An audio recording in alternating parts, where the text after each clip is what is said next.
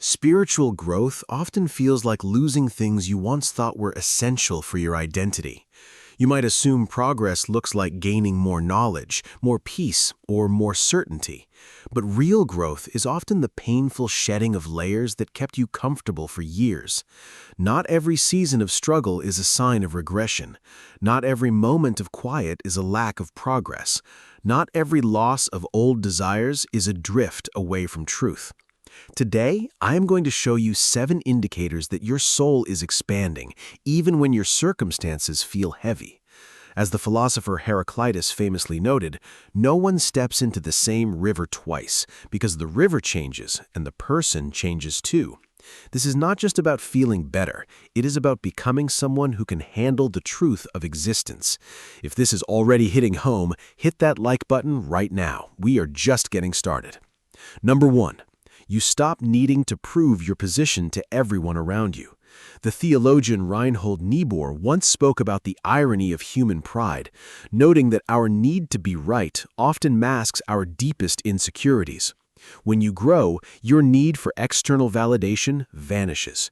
You no longer feel the urge to win every debate or defend your perspective to those who aren't listening. You realize that your peace is worth more than a hollow victory in a trivial conversation. Imagine someone who once thrived on being the smartest person in the room. Now, they sit quietly and listen, content to let others speak, while they remain anchored in their own quiet truth. You will face a moment where someone directly challenges your deepest values, and instead of rising to anger, you'll feel a surprising sense of calm. Your identity is no longer dependent on their approval. You have moved from a place of reaction to a place of internal foundation. Confidence does not need to shout. 2. You become increasingly sensitive to the quality of your own thoughts. Research from the University of California shows that we harbor thousands of thoughts daily, yet most of us never audit the quality of that internal dialogue. Spiritual growth involves becoming the watcher of your mind rather than its slave. You start to notice when your thoughts turn toward judgment, fear, or resentment. You catch them early and invite a different perspective. Consider the story of a monk who spent years practicing mindfulness. He eventually realized that he could not stop the birds from flying over his head, but he could certainly stop them from building a nest in his hair. That is your reality now.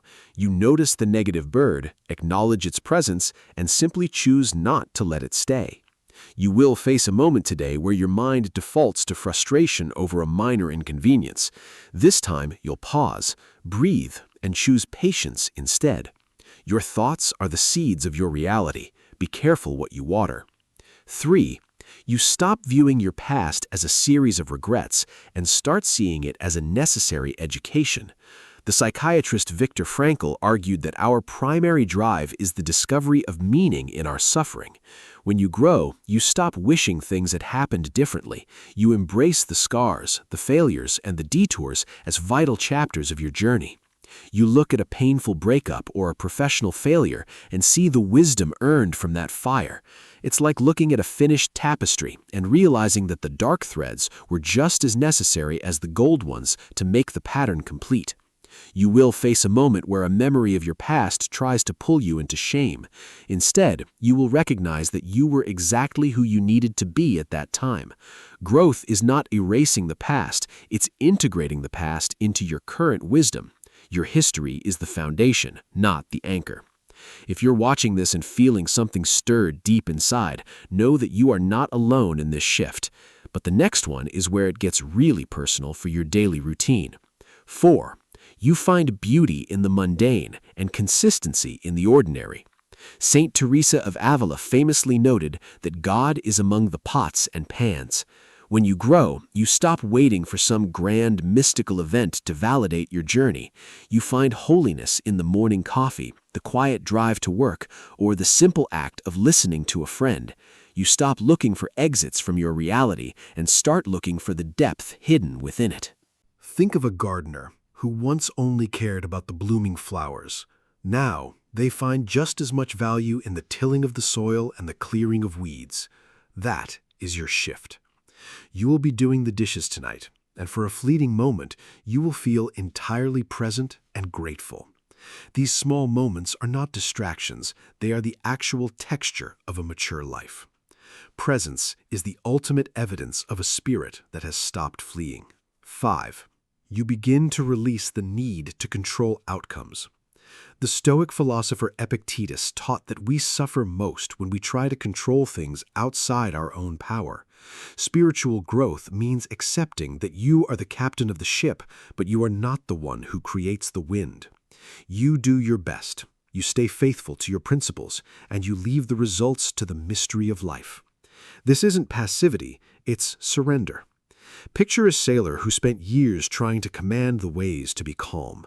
Eventually, they learned to hoist the sails and navigate whatever storm appeared.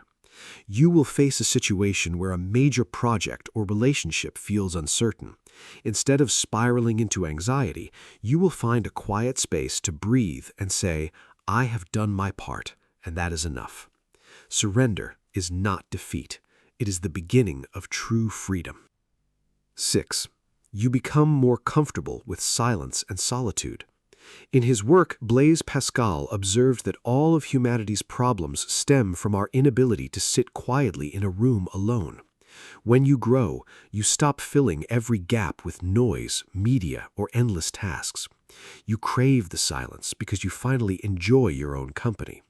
You are not running from your thoughts anymore. You are dancing with them. Imagine someone who once had the television on from the moment they woke until the moment they slept.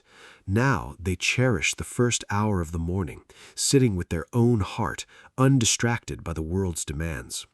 You will feel the urge to reach for your phone during a quiet moment of waiting. Instead, you will put it down and choose to be exactly where you are. Silence is where your true voice starts to speak. 7. And of all the points we have covered, this may be the most important. You start to see yourself in others. The principle of empathy is ancient, but in practice it is revolutionary. You realize that the person frustrating you is just another version of you fighting battles you cannot see. The barriers you built to protect yourself begin to crumble. You shift from a mindset of competition to a mindset of connection. Consider the life of a person who once walked with their head down, guarded and suspicious. Now they offer kindness to the stranger, grace to the difficult boss, and patience to the slow driver. You will face a moment where someone treats you with unkindness. Instead of striking back, you will see their pain and respond with a soft word. That is not weakness. That is the highest form of strength. You are no longer just a person in the world. You are an instrument of peace. Love is the only language that heals the silence between us. Knowing how to grow is important, but knowing how to release the old self is what separates a comfortable life from an extraordinary soul. You have been moving towards something deeper all along. Not everything that feels like loss is a tragedy. Not everything that feels like friction is an obstacle. Not everything that feels like change is a risk. If you understand this today, your relationships will be marked by grace. Your decisions will be rooted in peace, and your future will be defined by purpose. If this video opened your eyes, share this with someone who needs to hear it today. Subscribe to Grace in Motion so you never miss a video that challenges your perspective.